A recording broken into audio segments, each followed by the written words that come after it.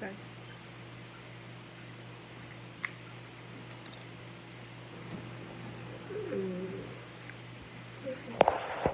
Please, only read up on that, please.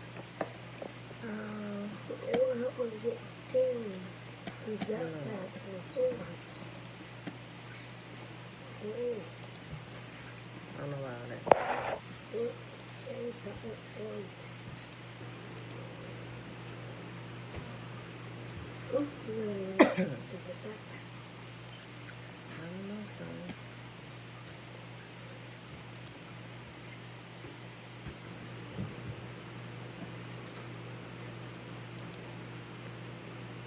It's horrible.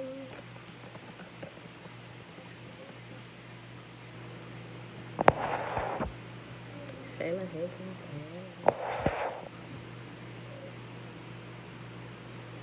Okay. Oh, no, sorry.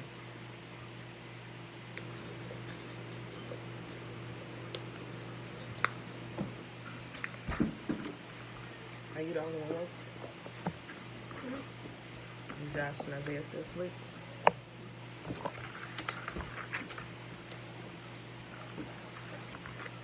Hey, little baby. Yeah.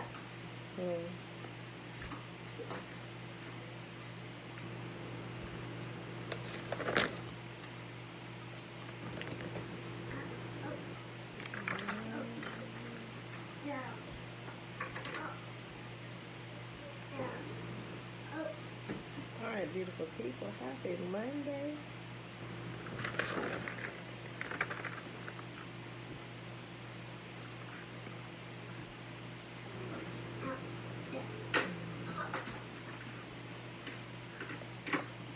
Okay. Happy Monday, everybody. Look, y'all. If y'all ain't filed y'all taxes, today's tax day. They due today. If y'all haven't filed them, you don't feel like bothering with them, you might want to go ahead and put in that extension. Today is the last day to put in your extension. But if you owe, that is due today. It doesn't matter that you filed an extension. If you owe and you know you owe, that is due today. Every single penny of it.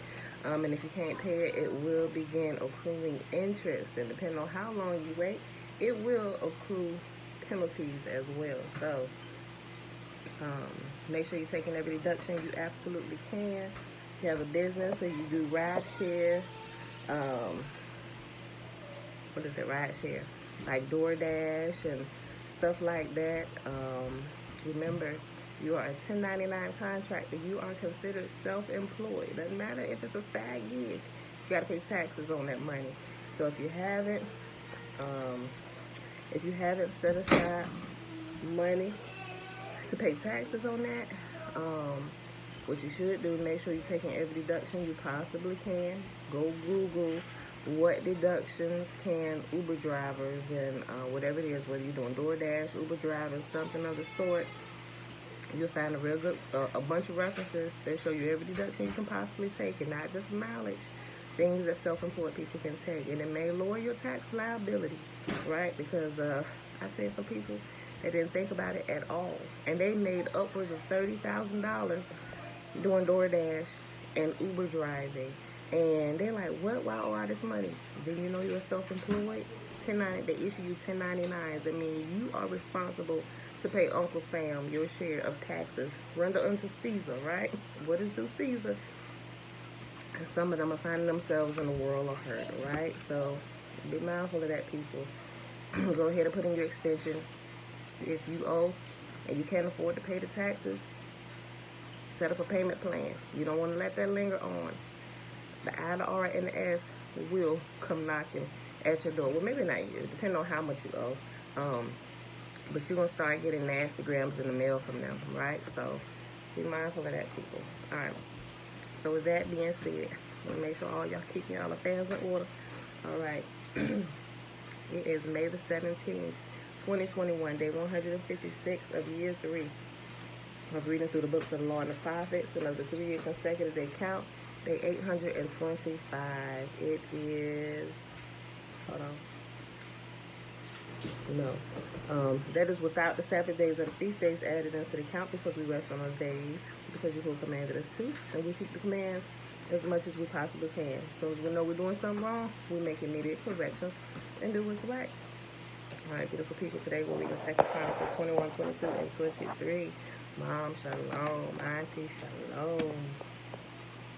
All right, y'all, so let's put up the Shema. Alicia, peaceful greetings. Uncle Nathaniel. Oh, it's become a favorite, I know. When I came across it, I was like, oh, sis, do you have an album? Sure enough, I found her album. Sheila said, thank you so much for sharing Good Morning, y'all, on your page. It's become a favorite. Good morning, y'all. It's a brand new day. I love that song. Okay, y'all. Pulling up my Shema, which is found in Deuteronomy chapter 6, y'all. Hear, therefore, O Israel, and observe to do it, that it may be well with you, and that you may increase mightily, as Yahuwah, the God of our fathers, has promised us in the land that flows with milk and honey. Hear, O Israel, Yahuwah, our God, He is one God, and you shall love Yahuwah your God with all your heart, with all your soul, and with all your might.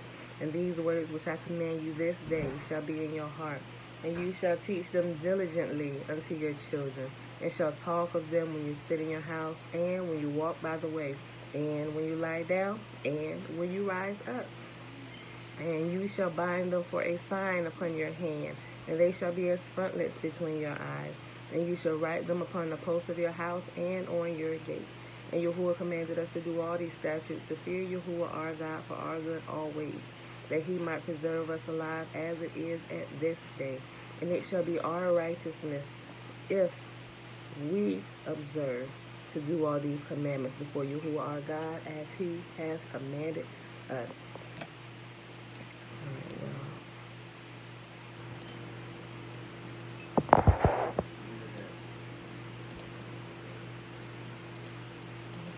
Thank you. All right, y'all. So let's pull up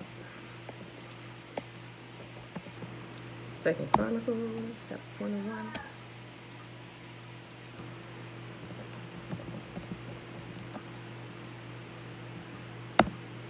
All right, y'all.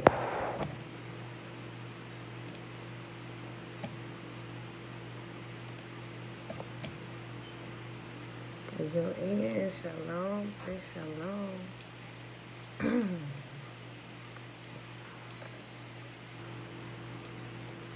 Y'all gotta be careful. It's outside late night. The last couple of days of working in the garden, and it started getting cool. And with it going from like warm to like really cold at night, it's like, I don't know. I need to up my my quercetin, because I can kind of feel sometimes like, we ain't doing this. So I gotta be careful staying out there and playing in the water and stuff. Okay, 2 Chronicles chapter 21. Lavan, blessings. When Jehoshaphat died, he was buried with his ancestors in the city of David. Then his son Jehoram became the next king. Okay. Jehoram's brothers, the other sons of Jehoshaphat, were Azariah, Jahiel, Zechariah, Azariah, Michael, Shephatiah. These were the sons of Jehoshaphat, king of Judah. Their father had given each of them valuable gifts of silver, gold, and costly items, and also some of Judah's fortified towns. However, he designated Jehoram as the next king because he was the oldest. But when Jehoram had become solidly established as king, he killed all his brothers and some of the other leaders of Judah. Yikes. Jehoram was 32 years old when he became king, and he reigned in Jerusalem 8 years. But Jehoram followed the example of the kings of Israel and was as wicked as King Ahab, for he had married one of Ahab's daughters. See, there you go. And we already know he was wicked, and you marry his daughter, she's surely going to turn your heart away. But she was Israel though. But you picked her from a bad daddy. for he had also married one of Ahab's daughters. So Jehoram did what was evil in Yahuwah's sight. But Yahuwah did not want to destroy David's dynasty, for he had made a covenant with David and promised that his descendants would continue to rule, shining like a lamp forever. During Jehoram's reign, the Edomites revolted against Judah and crowned their own king. So Jehoram went out with his full army and all his chariots. The Edomites surrounded him and his chariot commanders, but he went out at night and attacked them under the cover of darkness. Even so, Edom had been independent from Judah until this day. The town of Libnah also revolted about the same time. All this happened because Jehoram had abandoned Yahuwah, the God of his ancestors. He had built pagan shrines in the hill country of Judah and had led the people of Jerusalem and Judah to give themselves to pagan gods and to go astray. Then the prophet Elijah wrote Jehoram this letter. This is what Yahuwah, the God of your ancestor David, says. You have not followed the good example of your father Jehoshaphat or your grandfather King Asa of Judah. Instead, you have been as evil as the kings of Israel. You have led the people of Jerusalem and Judah to worship idols, just as King Ahab did in Israel. And you have even killed your own brothers, men who are better than you. So now Yahuwah is about to strike you, your people, your children, your wives, and all that is yours with a heavy blow. You yourself will suffer a severe intestinal disease that will get worse each day until your bowels come out. Salutations, Nikki. Then Yahuwah stirred up the Philistines and the Arabs who lived near the Ethiopians to attack Jehoram. You know who the Philistines are today, y'all? We didn't talk about it. Just a little bit. They're close by the Arabs, y'all. It's going on today. Just none other than Palestine. Then Yahuwah stirred up the Philistines and the Arabs who lived near the Ethiopians to attack Jehoram. They marched against Judah, broke down its defenses, and carried away everything of value in the royal palace, including the king's sons and his wives. Only his youngest son, Ahaziah, was spared.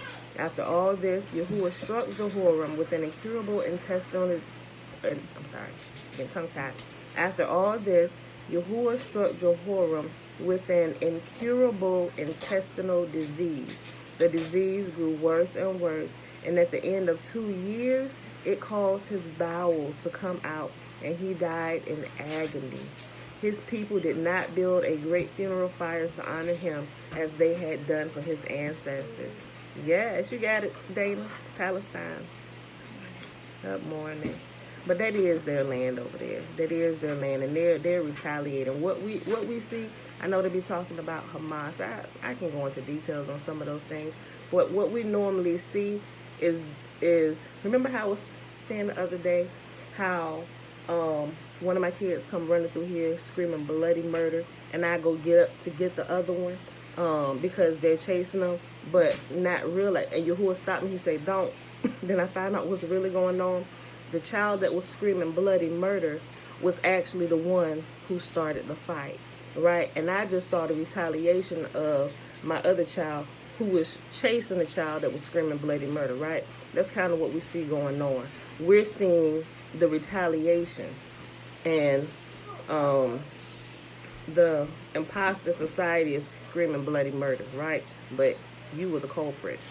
We're going to leave it like that for they killed my video. Jehoram was... First of all, where's your shirt? Go cover yourself. Yeah, don't talk to me till you go... Why are you still talking to me? Go put on the shirt. We're not the only ones here. Jehoram was 32 years old when he became king, and he reigned in Jerusalem 8 years. No one was sorry when he died. They buried him in the city of David, but not in the royal cemetery. All right, y'all. Next chapter. 2 Chronicles chapter 22.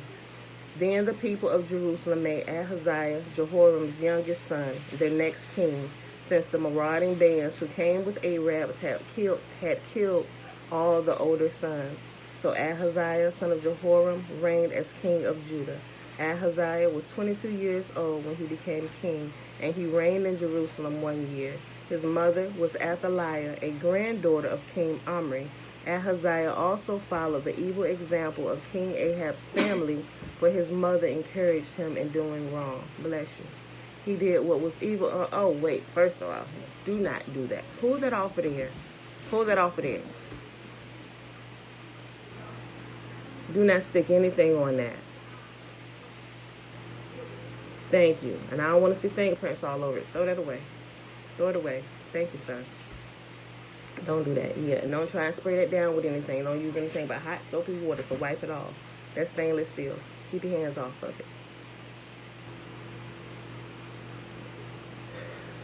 Ahaziah also followed the evil example of King Ahab's family, for his mother encouraged him in doing wrong. He did what was evil in Yahuwah's sight, just as Ahab's family had done.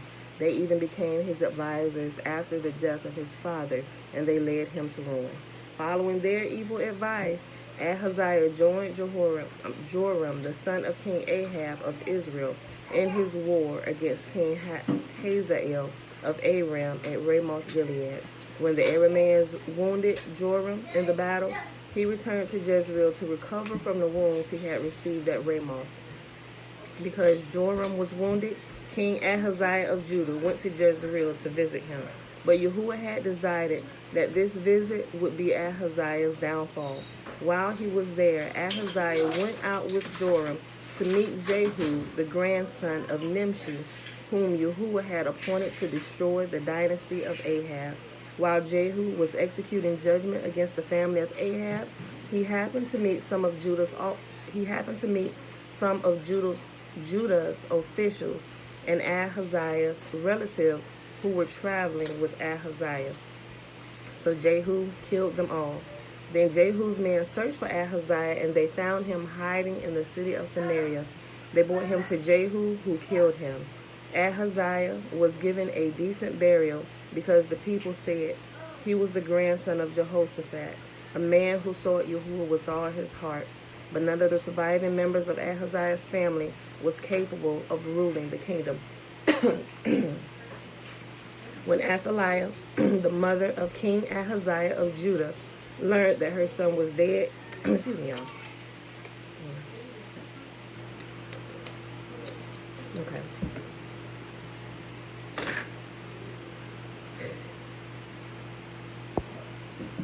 When Athaliah, the mother of King Ahaziah of Judah, learned that her son was dead, she began to destroy the rest of Judah's royal family. But Ahaziah's sister, Jehosheba, the daughter of King Joram, hold on, y'all, my voice keep cracking. Okay, all right. When Athaliah, the mother of King Ahaziah of Judah, learned that her son was dead, she began to destroy the rest of Judah's royal family. But Ahaziah's sister, Jehosheba, the daughter of King Joram, took Ahaziah's infant son Joash and stole him away from among the rest of the king's children who were about to be killed. She put Joash and his nurse in the bedroom. In this way, Jehosheba, the wife of Jehoiada the priest and sister of Ahaziah, hid the child so that Athaliah could not murder him. Joash remained hidden in the temple of Yahuwah for 6 years while Athaliah ruled over the land. All right, y'all, last chapter for today, 2 Chronicles 23. In the 7th year of Athaliah's reign, Jehoiada, the priest, decided to act. He summoned his courage and made a pact with 5 army commanders: Azariah, son of Joram; Ishmael, the son of Jehonan; Azariah, son of Obed; Maaseiah, son of Adiah; and Elishaphat, son of Zikri. These men traveled secretly throughout Judah and summoned the Levites and clan leaders in all the towns to come to Jerusalem.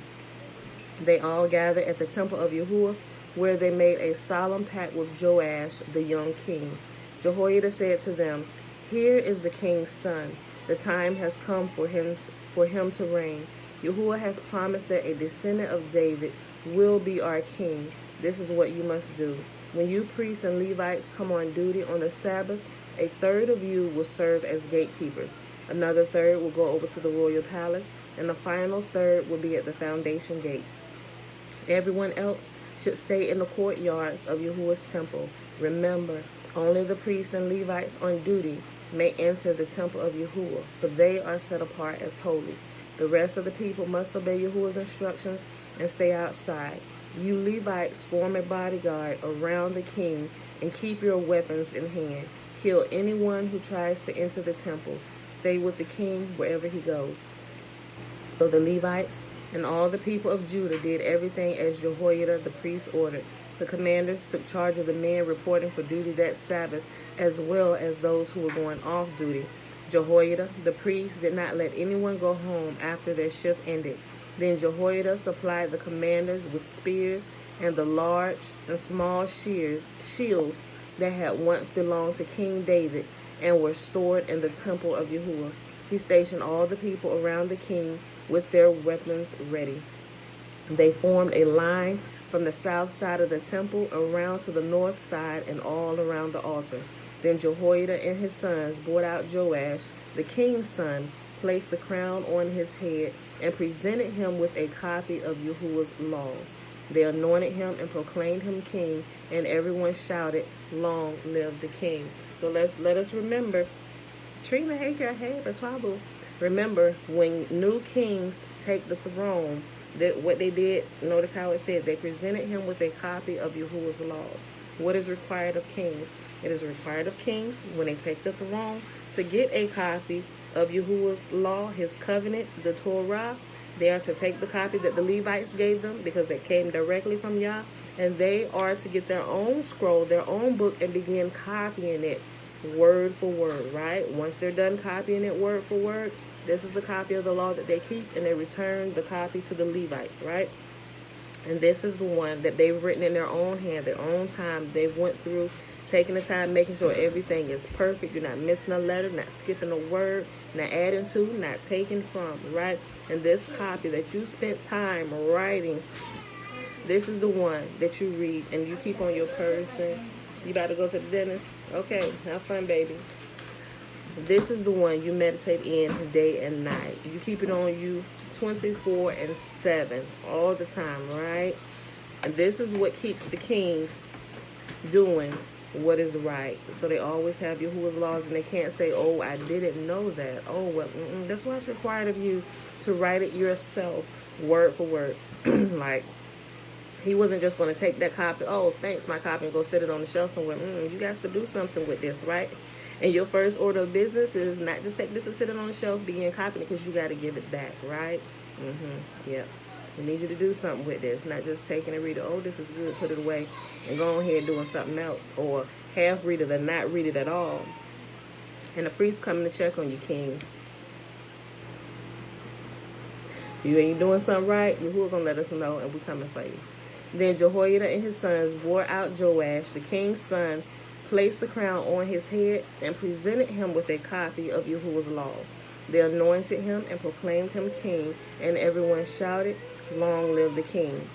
When Athaliah heard the noise of the people running and the shouts of praise to the king, she hurried to Yahuwah's temple to see what was happening.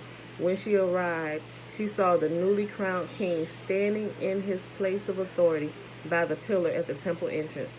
The commanders and trumpeters were surrounding him, and people from all over the land were rejoicing and blowing trumpets.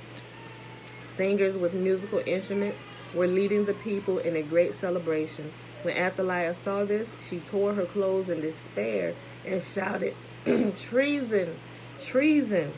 Then Jehoiada, the priest, ordered the commanders who were in charge of the troops, "Take her to the soldiers in front of the temple and kill anyone who tries to rescue her." For the priest had said she must not be killed in the temple of Yahuwah. So they seized her and led her out to the entrance of the horse gate on the palace grounds, and they killed her there. Then Jehoiada made a covenant between himself and the king and the people that they would be Yahuwah's people. And all the people went over to the temple of Baal and tore it down.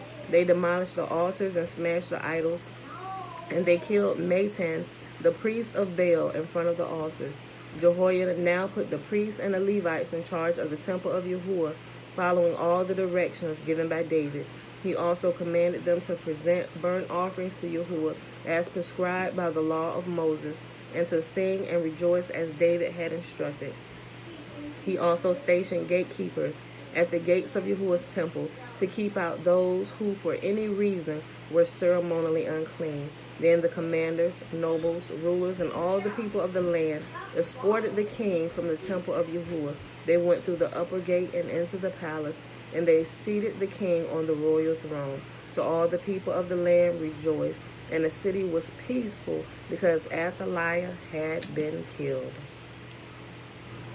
And that, my beautiful people, is our reading for today over there.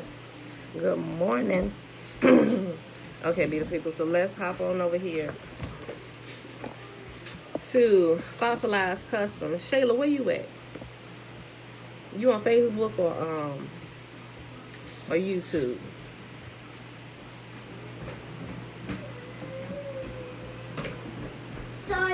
Morning, Uncle JB. Okay, but if you hear me, I need your eyes. I need you to keep watch. If you're on YouTube, all right, y'all. So we stopped on page 62. I put the wrong page up here.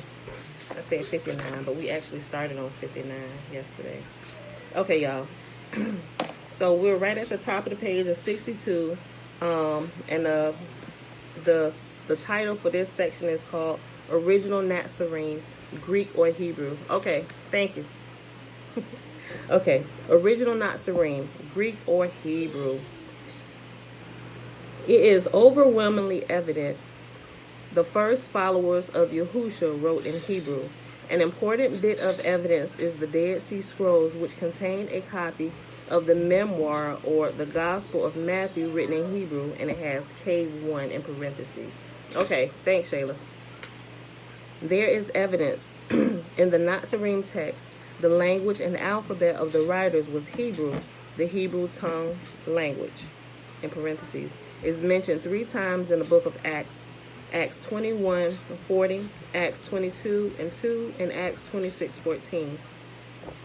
Idioms, often called Hebraisms, are richly sprinkled throughout the Greek received text or Textus Receptus. We also have the outside evidence from the Circus Fathers' writings or the Church Fathers' writing. Remember, Circus is one of the, well, it's actually Circe or Circa, but anyway, when you hear Circus Fathers, it's talking about the Church Fathers. Hebrew language proof. The 4th century Circus Father Epiphanes wrote about the Nazarene in the Hebrew language. They were fluent in speaking and writing. In his doctrinal book Against Heresies, Epiphanes, I know I'm pronouncing his name wrong, y'all, I'm sorry.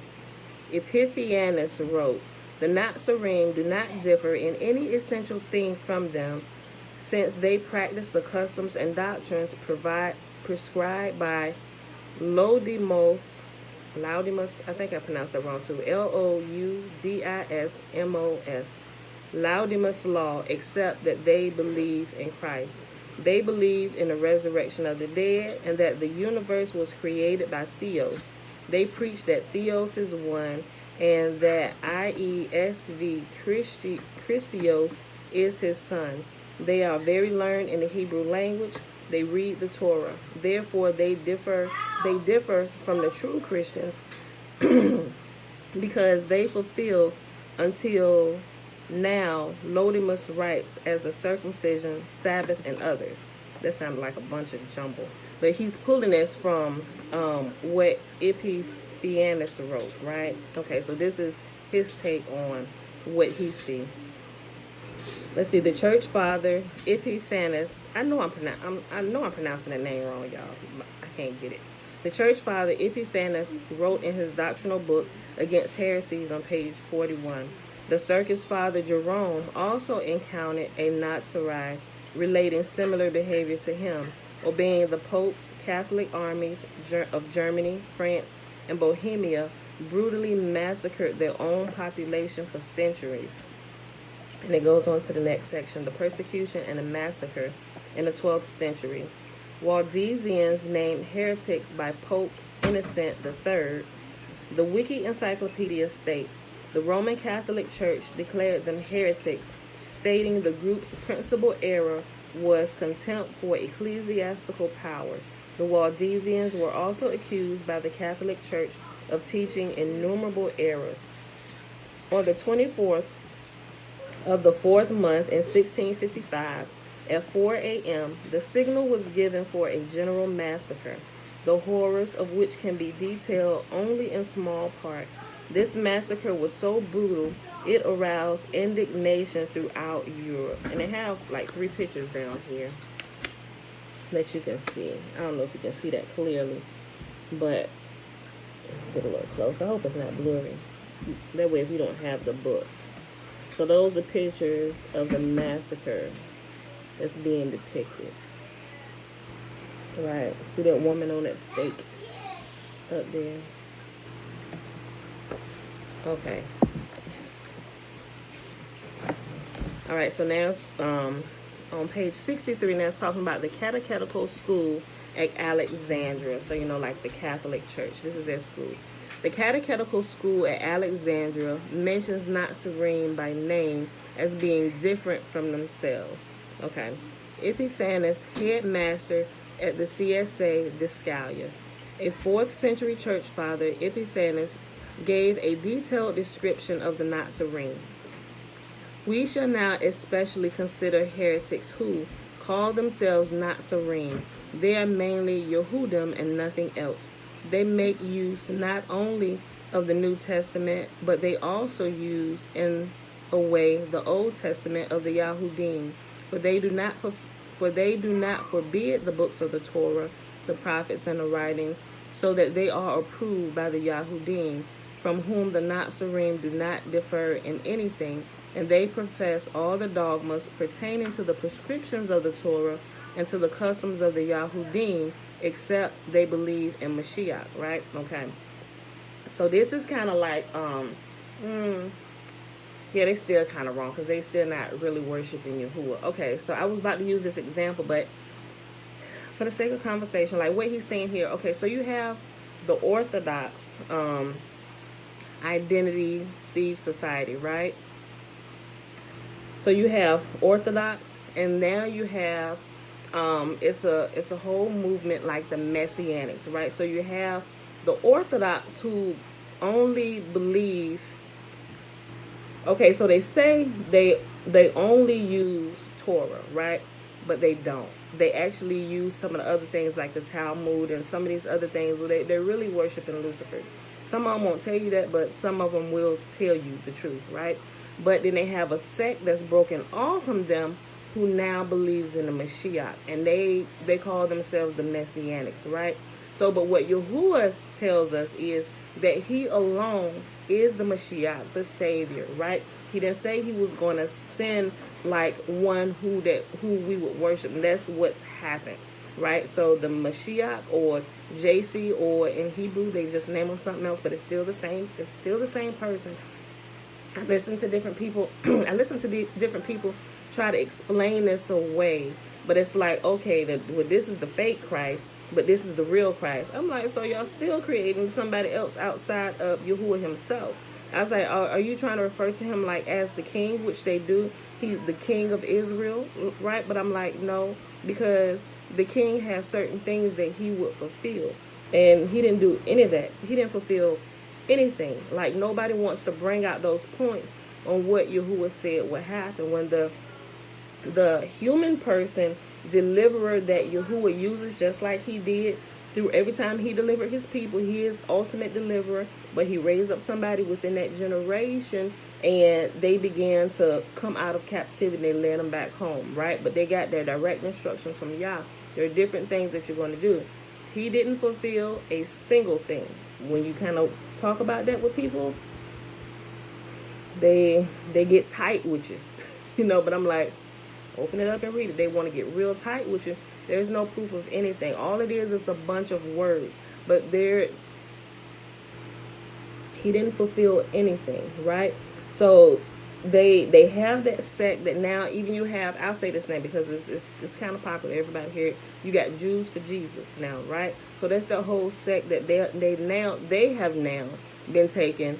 I mean, they was already taken anyway, but they now have been taken by the church doctrine, where now they believe in this particular Mashiach that was hung on the cross and stuff. And I'm like, guys, it's like you go from one deception to a worse deception, right? At least you was close believing on one, because even the demons believe that Yahuwah is one, and they shudder. Like, I think he was closer over here with believing how the demons were believing and shuddering, right? But then you go into a deeper deception, right? You add an error on top of error.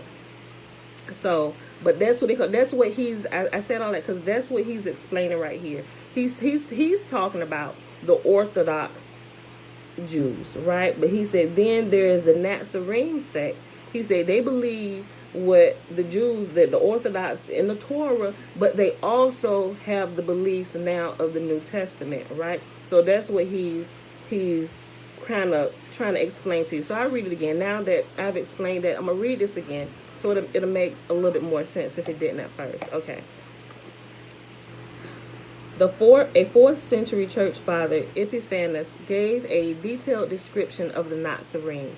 We shall now especially consider heretics who call themselves Nazarene. They are mainly Yahudim and nothing else. They make use not only of the New Testament, but they also use the Old Testament of the Yahudim, for they do not forbid the books of the Torah and the prophets and the writings, so that they are approved by the Yahudim, from whom the Nazarene do not differ in anything, and they profess all the dogmas pertaining to the prescriptions of the Torah and to the customs of the Yahudim, except they believe in Mashiach. Well, they're talking about JC. They just giving him the name Yahusha or Yeshua. Y'all, it's still a deception in that, y'all. Because when you say, like I said before, some people say, well, Yahusha is Yahuwah. Okay, so let's break that down a little bit more. In your thinking, are you saying that you have him and you have his son, and that because he comes from him, that they are one and they don't differ in anything because they speak the same thing? So if you're talking to me, you talking to him. Are you describing it like that? Or are you saying that this is him and him alone, and he manifested himself in flesh, like, which is it's a couple different teachings on it, y'all. But you got to be real careful on what people are saying and how they may not even know that they're mixing words, because they're just really regurgitating what they heard and what they taught, right? But if you read what Yahuwah says, it's really easy to pick up on that. So you got to ask them some questions. And when you start asking them questions, so wait a minute, let me make sure we're on the same page here. Let me make sure I understand what you were saying. And they tend to start getting mad with you because we didn't know you was going to ask us that question, because we don't know. Like, I don't know. This is all I know. Look, well, you're going to hell, because they get pissed with you and they don't know how to. So I'm like, look, calm down. I'm just trying to make sure I understand what you're thinking, right? So you have to be really careful. Yahuwah say he is one, right? He said, I am not man that I should lie, neither the son of man that I need to repent. Like all these things that Yahuwah says. Okay, so how do you get these scriptures to mesh? It's like, oh, well, that's done away with. Anything that they can't explain is like, oh, there's done away with. Joanne, Talmud, Kabbalah, and a lot of people haven't heard about that, the Third Testament, right?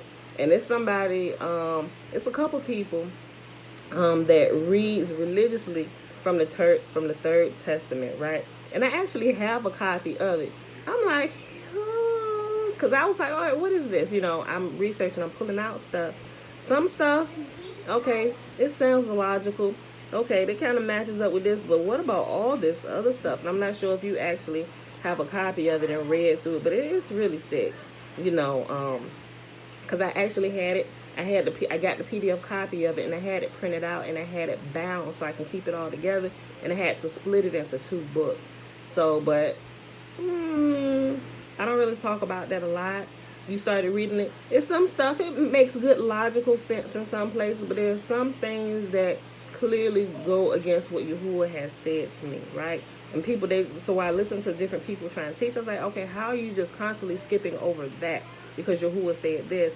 And I don't and the person that's teaching, I mean, they seem like they got a good heart and everything, but it's like you're ignoring this.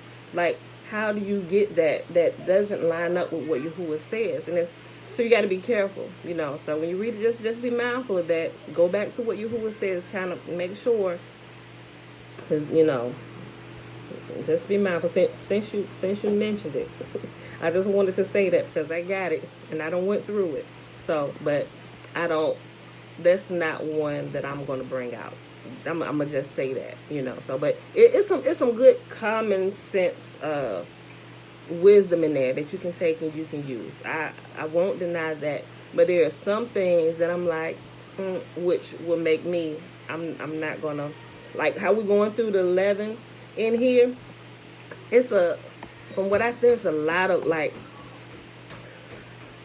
I wouldn't be able to get through all the pages on that, like reading through. There's like way too much to explain. So it's like, I mean, you could do it like with people who know what Yahuwah says and they want to go through and kind of pull out some meat and separate the bones. But somebody who is solid on what Yahuwah says, you'll be fine going through that because you won't get all discombobulated and twisted up, you know. So. But I would say leave that for people who really is solid and know what Yahuwah said. Like in their sleep, they can tell you what Yahuwah say. You know, those are ones that I think are kind of safe to kind of walk through the woods and clear a path for others. Because nope. You know, so okay. I just want to say that since I saw you put it up there. Okay. So see, and they profess all the dogmas pertaining to the prescriptions of Torah and to the customs of the Yahudim, except they believe in Mashiach. They preach that there is one Elohim and his son Yahusha, the Mashiach, but they are very learned in the Hebrew language, for they, like the Yahudim, read the whole Torah, then the prophets. They differ from the Yahudim because they believe in Mashiach, and from the Christians in that they are to this day bound to Yahudim rites, such as circumcision, the Sabbath, and other ceremonies. You can tell just by reading this. This comes out of the mixture of some of the stuff that Constantine or what they had been trying to do, like bring all the religions together, and it really should not have happened. They have the good news according to Matthew in its entirety in Hebrew, for it is clear that they still preserve this in the Hebrew alphabet as it was originally written. Okay, and it says origin. CSA Didascalia, Circus Father, also spoke of the Nazarene. Okay, so this right here says Yahusha is the spirit indwelling in us and he is our armor. That's not true. It's the spirit of Yah, right? It's the spirit of Yah. Like if you're saying Yahusha like you're like this. I was talking to my sister yesterday. This is like the proper understanding. If you're going to say Yahusha, right? Like say me, right? This would be the proper way to use Yahusha. But since a lot of people don't understand this, it's probably just safer to stay away from it and do what Yahuwah said in Exodus, right? He said, my name is Yahuwah forever. Tell them my name is Yahuwah. So and all you do, just use this one form of my name, Yahuwah, right? Don't add prefixes and suffixes on it because it get people screwed up, right? So if you refer to Yah as Yahusha, that would like be referring to me. My name is Pamela, right? But you can refer to me in a shortened form of my name, Pam. I'm still the same person. I'm not divided. If we understand that, we will be safely using the different ways you can refer to Yahuwah, knowing that it is still the same person, the same God that we're referring to, and not some broken off deity that.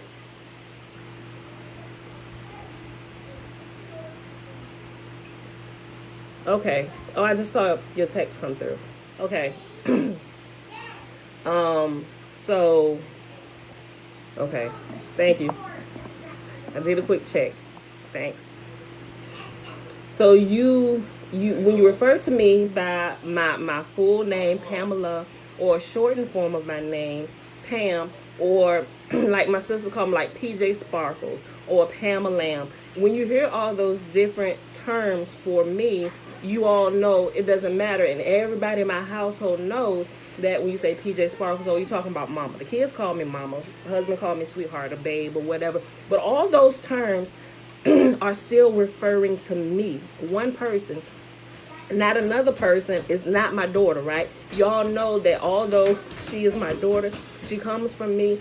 When you hear those terms, it's still referring to me and not my daughter, right? So it's the same thing with Yahuwah. If you decide to use like Yah Shema or Yahuwah Rapha, all of those terms are still referring to him, and Yahusha, which means salvation. Yahuwah saves. That's the suffix added onto his name. I am the God who saves, right? I am the one who redeems. It's still talking about him. But when you talk to people who come out of Christian church, they still can't quite understand it. They're still getting it all chopped and screwed. It's like when you say Yahusha, oh, boom, now we're looking at the person who died on the cross. No, right? So that's why it's like we just stay away from it altogether. Let's just use Yah, right? So everybody know. And when we just don't want to get people confused. Okay, so Trina said, he can't be Yahuwah and Yahuwah's son at the same time. He has to be either or he is neither. Either way, he is one person. He can't be two. This is all I keep thinking about when we talk about JC. I can't be thank you. I can't be Loretta and Loretta's daughter. Thank you, Trina. That's a good way to explain it too. Just kind of like, that's almost like my example, right, that I just gave. So once we kind of understand just like that basic stuff right there, it's easy to to sift through the things. You can kind of push these branches out of the way. Sometimes you just got to kind of like close. Sometimes you know how you, like if you're trying to get focused on something you have to focus in an environment that's extremely loud. Sometimes you have to close your eyes and just hone in and just focus, right? Even though there's constant chaos going on around you, you have to stop yourself and just focus, right? Once you refocus yourself, and sometimes you have to do it a lot, especially when you're coming out to church. I had to do it a lot. And here's what my thing was. Here's how I refocused myself when I would hear different things. Well, how you can believe that? Well, we grew up all this time believing this, and how is this now? Well, what we now do about, how do we atone for our sin and the blood sacrifice and all of this stuff, right? It's like, okay. I'm like, okay, here's what I know to be the truth, right? With all the other noise. Father, I know you exist, right? You are the authority. I'm only supposed to be listening to you. If what they say does not line up with what you said first, I need to put it away. And that's how I keep myself grounded, right? And then whatever they say, I need to go back and line it up. Okay, all right, that's not right. We're going to put that away. We don't care that you then gave like an example and you're going to turn it into a spiritual thing when Yahuwah said it was a literal thing. And just like all the wordplay they do on different things just to kind of keep you locked into ignorance and confusion. Sometimes you just got to stop. You have to plug your own ears just to get quiet within yourself while you refocus. Okay, this is what I know to be the truth. First of all, what is truth? Oh, Yah, your words are truth, right? Now, what does the truth say? This is what the truth says. Did what you say line up with what truth says? No, it doesn't.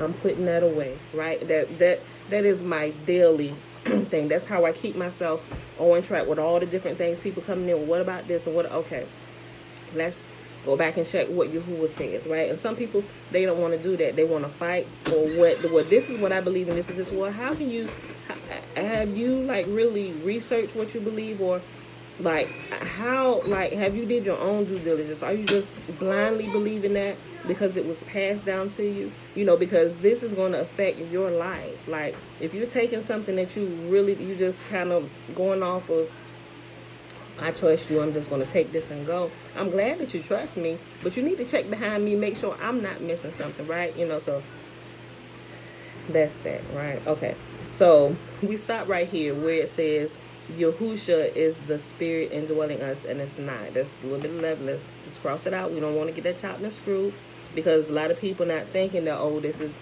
this is still Pam or Pamela. No, that's not what they're doing. So for the sake of learning and staying on track, we'll cross out because we know Yahuwah is everything, right? Everybody knows that. Anything you need, I am that I am. All that you need, I am, right? So, but we're just going to use his name. Just use Yah. My name is Yahuwah forever. Okay, so Yah is the spirit indwelling us, right? Remember, it's not just like you being possessed by something. It's you being awakened to him and his voice and his truth, right? Okay. It is easily obtainable, Shayla, if you wanted to. Look, you can actually Google it, and they'll have a PDF version. I just saw your question to Joanne, but yeah, because that's how I got mine. Okay. Yah is the spirit indwelling us, and he is our armor. In the power of his love, we are enabled to overcome the world, the beast organism. Practically everything we see and hear from teachers on any subject is a different spin on how to interpret Yahuwah's will. Let's do that. Let's cross that out. Yahuwah's will. Are we hearing his point of view or that of the flesh? We must listen for his voice, Yahuwah's voice, in those who teach anything, and discern if we are hearing him or another shepherd, the enemy. Like what I was just explaining, like people trying to spin stuff. It's like, okay, let's go back. Father, what did you say? Here is the truth. Does this line up with the truth? If not, put it away, right? Because that's the beginning of the slippery slope when you don't verify that this is truly the voice of Yahuwah speaking, right? Look, I don't know if she's here today. Where we at? We at 50 minutes. I want to share something. I was talking to one of my friends yesterday because she's looking at everything, and Yahuwah's opened her eyes. And so if you come out of the Christian church, sometimes you grow accustomed to all the feels and stuff, right? And sometimes people get slain in the spirit and stuff, and people just like the good feeling of being, what if they actually feel something. So she was like, she asked, I'm sure she wouldn't mind me sharing. She said, so is it wrong that I want to feel and have the experience like I did? Yeah, I said, you didn't cut it off. The experience like what we had while we was in church. I immediately knew what she was talking about. I said, no, that's not wrong, right? So people, when they come out of one thing, and if you're constantly having, Isaiah, you need to go back in there with that. It's too loud. If you're constantly having your flesh catered to, and like sometimes they use music a lot of times, you get into the praise and worship. I'm not saying all the time, right? Because it's not all the time, especially in your personal time when you're praising and worshiping Yah, you will feel his presence, right? But sometimes you get that a lot, especially if you're in church a lot, you constantly have this, right? So, but when you're in group settings, and say if there's somebody truly in there, you're beside somebody like that, the presence kind of radiates outward. So people, if they're close, they kind of get hit by it, right? Okay, so here's what she said. She said, is it wrong that I want to feel that like I was feeling that all the time? I said, no, it's not. I said, but here's what you must understand, right? And so, Isaiah, I'm going to close it myself. Either you turn it all the way down or take it in there if you want to listen to it. I said, here's where you have to be careful. I said, as Yahuwah begins to open our eyes, I'm sorry, y'all. Been there. I'm getting the baby ready. I'm sorry. Okay. So as Yahuwah is transitioning us, right? And he's cleaning out all the garbage, all of the shenanigans and stuff that we learned in the church. That all those good feels and stuff, they stop for a little while, right? And this is from personal experience, and here is how I understand it based on my own personal experience, because I was looking at that too. It's like, okay, it's like, oh, well, how come it seemed like just so dry? It's like, I don't know. Did I do something right? Did I really leave the truth? Like all these things began to go through your mind. Okay, so what? I even had different people. Okay, so what's the difference? Like, because I come over here and it's like I don't feel all this because you're over here all the time and you're used to getting your flesh pacified and I just feel so good. I can go on another day or whatever. But then you get all worn down. It's like I need to get to church. The devil is beating me down and like all y'all get what I'm saying, right? All this stuff. What happens is when Yahuwah, remember the Torah causes you to grow up, right? Babies are constantly yearning to be held and touched. And not that we don't, right? Because we do. But when you're younger, you constantly have to be, coddled, and you need to feel the touch of mommy and daddy, and just, otherwise you're going to cry. You're just like, oh, I feel so deep down, I just need to get. But what happens is, Yahuwah requires us to begin to read what he says, right? Okay, now, I can't constantly hold you and coddle you all the time.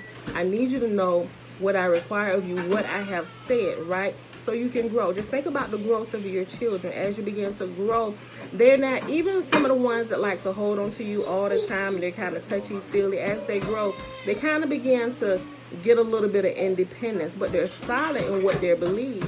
And when you need that hug, like if my older children, you need that hug, whatever they're coming, yes, I'm here, right? We can have that.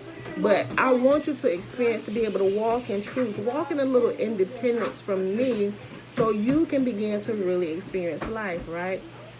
So that's what happens when you go through and you begin to read through the Torah. Like if you're just doing like, oh my gosh, that's what I got to do. But when you go to do it out of a heart, like, Father, I really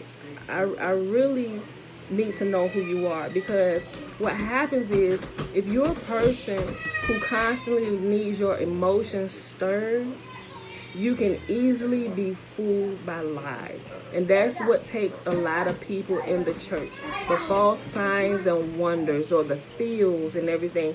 It pacifies your flesh. And when you begin to do that to people's flesh, you can pretty much input anything into them, because they're no longer thinking, right? You are no longer thinking. And you just think about toxic lovers. Think about toxic lovers, right? Think about a person who may be beating on their woman all the time, or vice versa, right? If you don't know that you deserve better than that, you're going to stay in a place where your toxic lover kind of has control over you, right? Because they come in, it's like that honeymoon phase and stuff. And they begin to pacify that flesh. Oh, baby, I'm sorry, this, and that. And it bypasses all of your good common sense, right? And that's what's happening. All those feels all the time, all the false signs and wonders that's keeping your attention, it's bypassing your good common sense. And you're not thinking. Yahuwah wants us to think.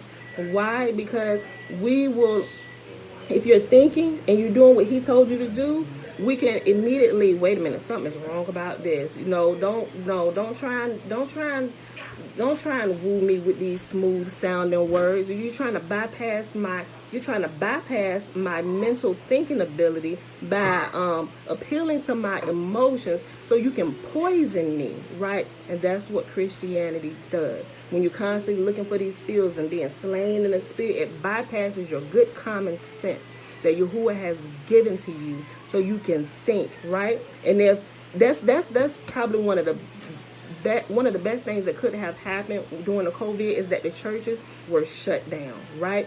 Now you have a chance to detox from all of that, all of the signs and the false signs and wonders and all the stuff that bypasses your good common sense, right? And you can begin to think like, wait a minute, what was I doing? Have you emptying out your pocket on the pulpit, throwing money up there, running around the church, dumping your purse out? I'm like, what in tarnation is going on in here, right? They bypass your good common sense, and it's very crafty the way it happens, right? But if you know what truth says, what is truth? Yahuwah, your words are truth, right? If you know what truth says, it'll keep you on that straight and narrow. Nope. That looks good. That looks good, but that's poison coated with candy. Nope. No, thank you. We'll keep on moving, right? And you're able to pull out the leaven. You're able to see the pitfalls that have been set for you. It literally begins to open your eyes. I said, so once you begin to actually go through and get familiar with Yahuwah's word, I say it may be dry for the first, I don't know, let's just give it a year. I ain't gonna say it take that long, because it didn't take me that long. But once you really get in, like you're really searching for Yah, it happens really quick, right? just go through and you begin to see what he says, right? And you begin to like, well, shoot.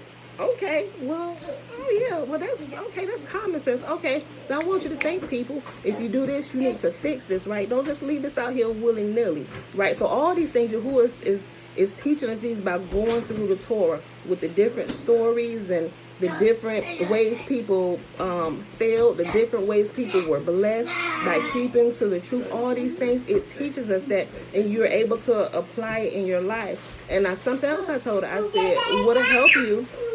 I said, you may want to read a couple different versions. I told her, I said, what helped me a lot, I said, like, I love the NLT version. I said, but I switched between the King James version, the NLT, and the Message version. I like the Message version, although it can kind of seem watered down, but if you know the truth, you can get how they're trying to explain it to you.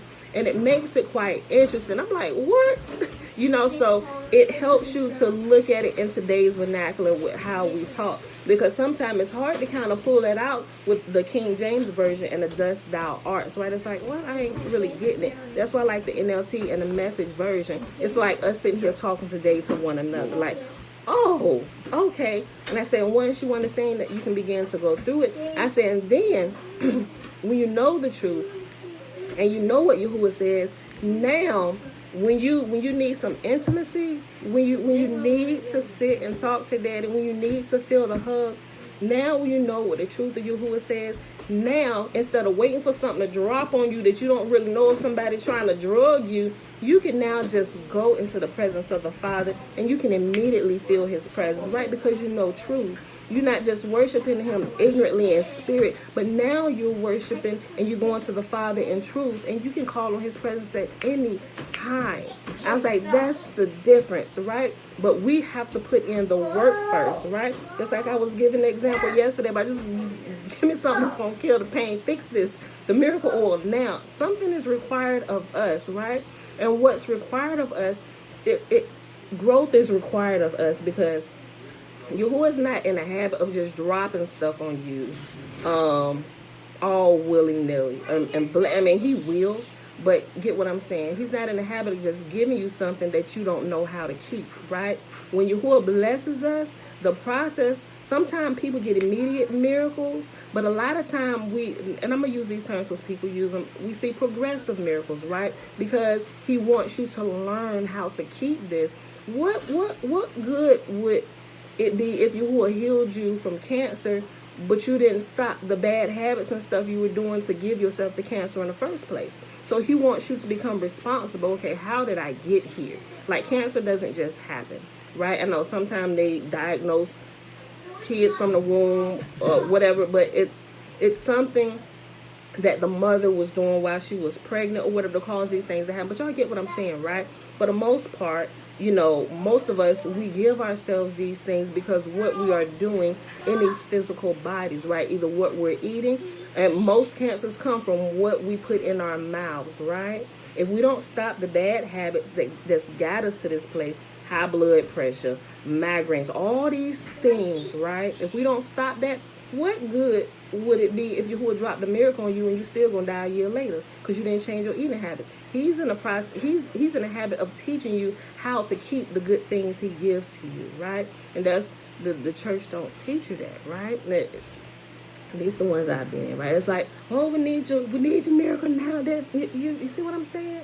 So that's what's different. That's what's different. And it's not wrong to want the feel-goods and the presents and stuff. It's absolutely not. But you need to know that when that happens, it's not a foreign lover wooing you with smooth-sounding words. You have to be able to know the difference. You have to be able to tell the difference, people. So I'm going to end that right here today because we are at 1 hour and 2 minutes, and it's Monday. And I know people got to get to work, right? And I got stuff to do today. So with that being said, we're going to end it right here. That's page 63 at the halfway point. All right, y'all. So that was Fossilized Customs. We read pages 62 through 63. And we read 2 Chronicles 21, 22, and 23. It is day 156 of year 3 of reading through the books of the law and the prophets. And the 3-year consecutive day count, day 825, y'all. That is without the Sabbath days and the feast days, Sabbath days added in. because we rest, because Yahuwah commanded us to. We got 6 days to work, 1 day to rest and restore, rejuvenate these bodies. All right, so let's go ahead and do the blessing, y'all, which is found in Numbers chapter 6, verses 22 through 27. Remember the first 21 verses of Numbers chapter 6 is the Nazarite vow, and a man or woman can take the Nazarite vow as spoken by Yahuwah. And Yahuwah spake unto Moses, saying, Speak unto Aaron and unto his son, saying, On this wise ye shall bless the children of Israel, saying unto them, May Yahuwah bless us and keep us. May Yahuwah make his face to shine upon us and be gracious unto us. May Yahuwah lift up his countenance upon us and give us his peace. And they shall put my name upon the children of Israel, and I will bless them. Okay, let me check real quick. Oh, you're welcome, Uncle Nathaniel. He said, kudos for that analogy. Thank you. And I saw that when it popped up when I was I was doing the name. How it's Pamela, Pam, but I'm still the same person. That's when I saw your comment pop up. Okay. I read that over there. Okay. Okay. All right. No questions. All right, beautiful people. I love y'all. I will see y'all here tomorrow morning, bright and early, 7:15 a.m. Eastern Standard Time. Peace.